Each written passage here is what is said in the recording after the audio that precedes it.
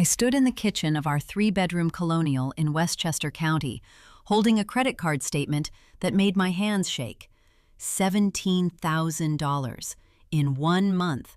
At restaurants I'd never heard of, hotels upstate, and a jewelry store on Fifth Avenue. The card was in my name, but I hadn't spent a dime of it. When I heard Ethan's truck pull into the driveway at 6:47 p.m., I remember the time because I was staring at the kitchen clock, numb. I knew exactly what I was about to do. I was going to ask him where the money went. I was going to ask him what he'd been doing on Tuesday nights when he said he was working late at the firm. I was going to ask him who had received a pair of diamond earrings that cost $4,800.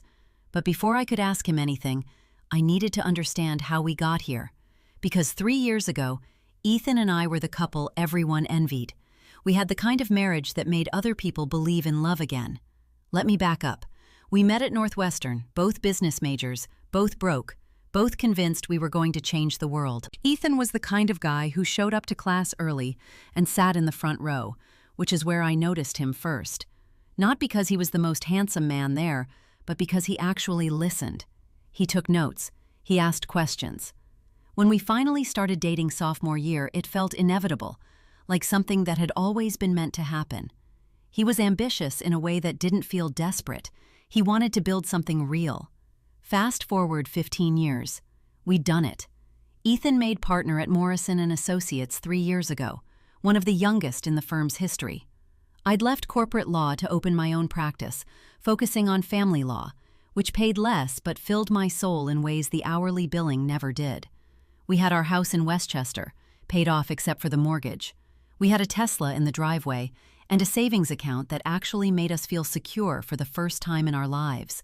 More importantly, we had each other in a way that felt solid, real, or so I thought. Our house was the kind of place you could imagine raising kids in, though we'd decided after years of trying that it just wasn't going to happen for us. It had high ceilings and original hardwood floors, and a kitchen we'd renovated 5 years earlier with white subway tiles and a massive island where we'd sit on Sunday mornings with coffee and the Times. The guest bedroom had become my office. The basement was Ethan's man cave, a wet bar, a pool table, a 65-inch screen. We'd built a life that looked perfect from the outside, and most of the time, it felt perfect from the inside too.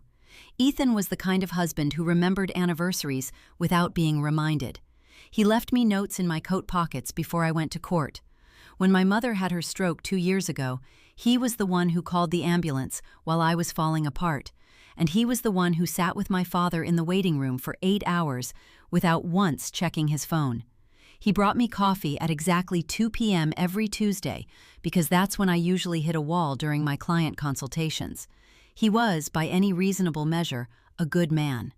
That's what made what I was holding even worse. "Hey, babe," he called out as he dropped his briefcase by the front door. He always said that, "Hey, babe," and it always made me smile. Not today. Today it made my chest tight. "What's for dinner? I'm starving. We had a hell of a day at the office."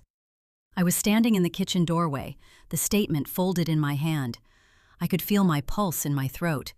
Through the window behind him, I could see the sun setting over our perfectly landscaped front yard, painting everything in shades of gold and orange. It looked like a photograph from a home design magazine. "Ethan," I said. My voice was steady, which surprised me. "We need to talk." He looked up from where he was loosening his tie. His face changed, just for a second. Just barely noticeable, but it changed. It was the face of a man who suddenly understood that something he'd managed to hide was about to come into the light. "What's wrong?" he asked. "Are you okay? Is it your mom?" That's when I knew. That's when I knew. Not because he said anything, not because he confessed or broke down or gave me some tearful explanation about stress at work or a midlife crisis or anything remotely human. No. I knew because of that split second, that micro-expression that flickered across his face like a light switch flipping on and off. It was the face of a man caught, and in that moment, everything I thought I knew about my marriage crystallized into one terrible, undeniable truth. "What are you talking about?" he asked, but his voice had changed. It was higher, tighter, like someone was squeezing his throat. I held up the credit card statement. My hand was steady now. Adrenaline does that. It overrides the shaking, at least temporarily. $17,000, Ethan, in 1 month. Restaurants in Manhattan, the Plaza Hotel, a jewelry store on Fifth Avenue. I paused, letting each word land like a hammer blow. Who is she? He went white. Actually white, like all the blood had drained from his face at once. For a second, I thought he might actually collapse. Part of me hoped he would. Part of me wanted to see him suffer in a way that matched what I was feeling. Ashley, I can explain. Don't. I held up my hand. Don't you dare explain. Not yet. I want you to sit down and tell me the truth. All of it. And if you lie to me even once, I'm walking straight to my office, calling my divorce attorney, and you'll be hearing from her by tomorrow morning. His name was Mark. That's what I found out in the next hour, sitting in that beautiful kitchen with the white subway tiles and the island where we used to drink coffee on Sunday mornings. His name was Mark Castellano, and he was a junior associate at Morrison & Associates. He was 32 years old, had an apartment in Tribeca that Ethan had been paying for, and had been sleeping with my husband for just over 2 years. Ethan told me everything, not because he suddenly developed a conscience, but because he was terrified. He'd realized the moment I showed him that statement that there was no way out, no story he could spin, no explanation that would work. The evidence was physical, concrete, mathematical. $17,000 didn't lie. He told me about the first time, a conference in Boston, too much to drink, a moment of weakness.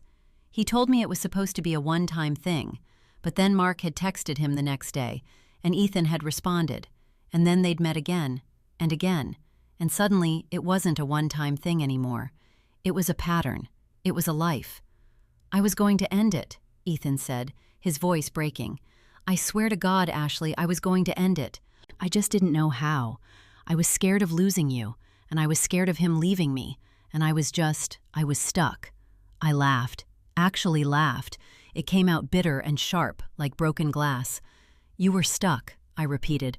You were stuck, so you spent $17,000 of my money on him, on hotels, on jewelry. How long have you been planning to propose to him, Ethan?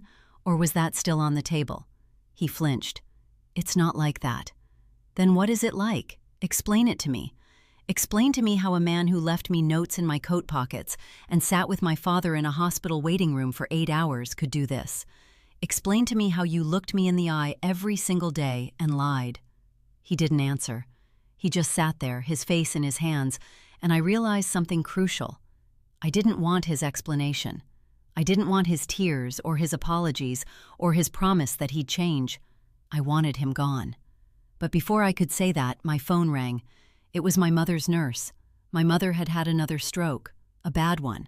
They didn't think she was going to make it through the night. I looked at Ethan, sitting at our island in our perfect kitchen in our perfect house, and I felt something shift inside me.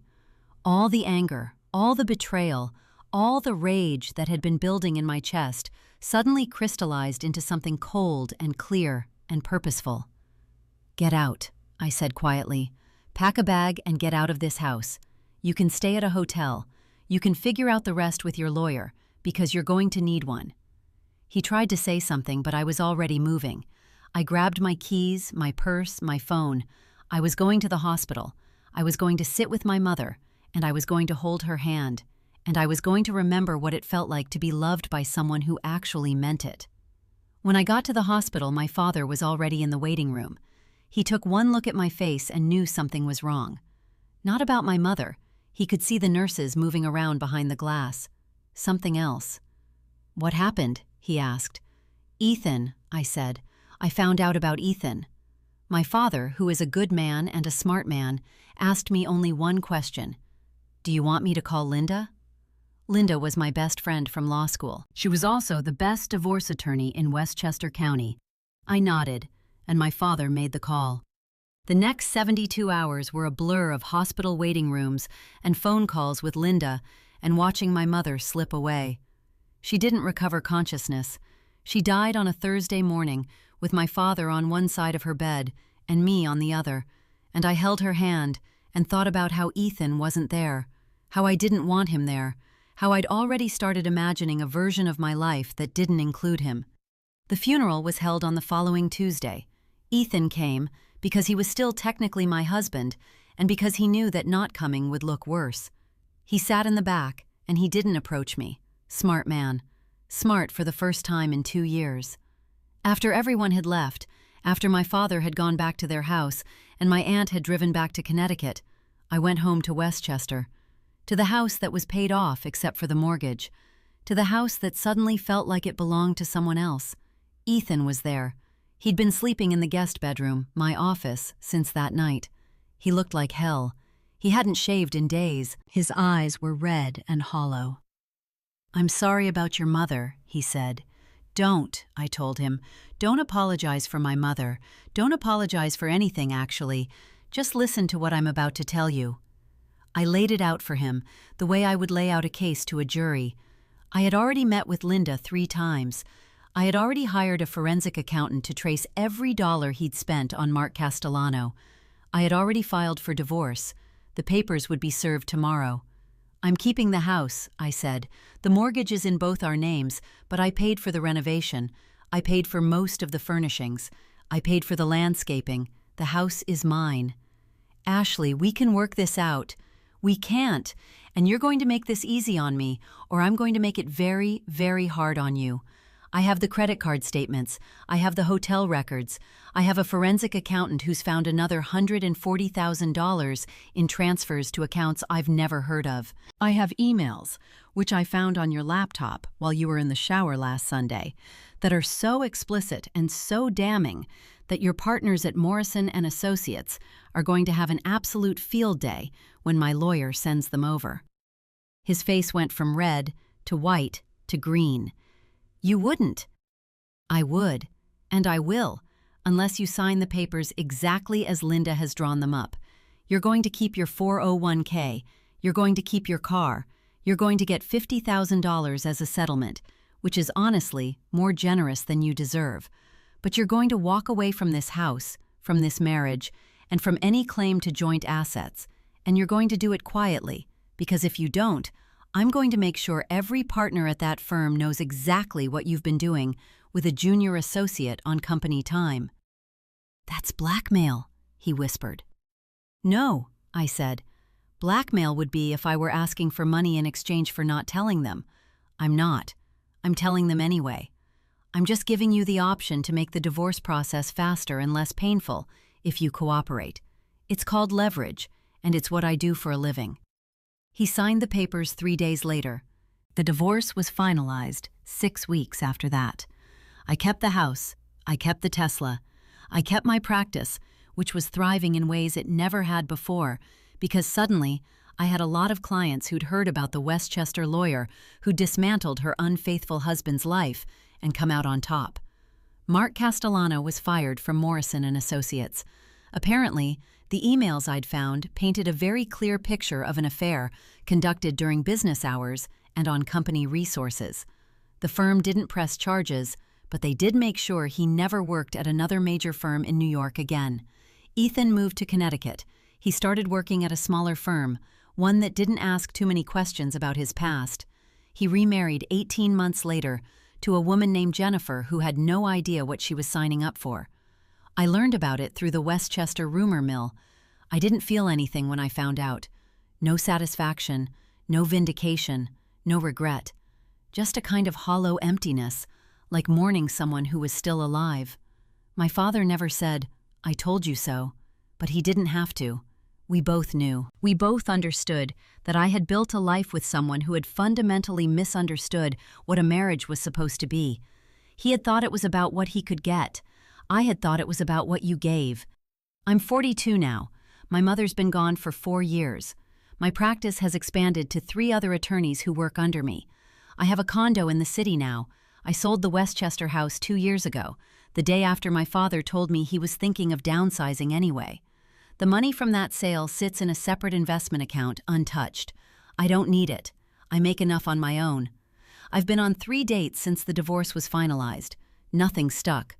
Honestly, I'm not sure I want anything to stick. There's something liberating about being alone by choice rather than by circumstance. There's something powerful about knowing exactly what you're capable of, what you're willing to do, when someone pushes you far enough. Sometimes, late at night, I think about what Ethan asked me that evening when he came home from work. "What's for dinner, honey?" And I think about the answer I gave him. "Whatever you brought home, Ethan," which is absolutely nothing. He brought home lies. He brought home betrayal. He brought home the slow, methodical destruction of everything we'd built together. And in the end, he brought home exactly what he deserved, a life smaller than the one he'd thrown away, and the knowledge that the woman he'd underestimated had been the one to take it from him. I don't hate him anymore. Hate requires too much energy, too much investment. I just know who he is now, and knowing who someone really is, that's the most powerful thing in the world.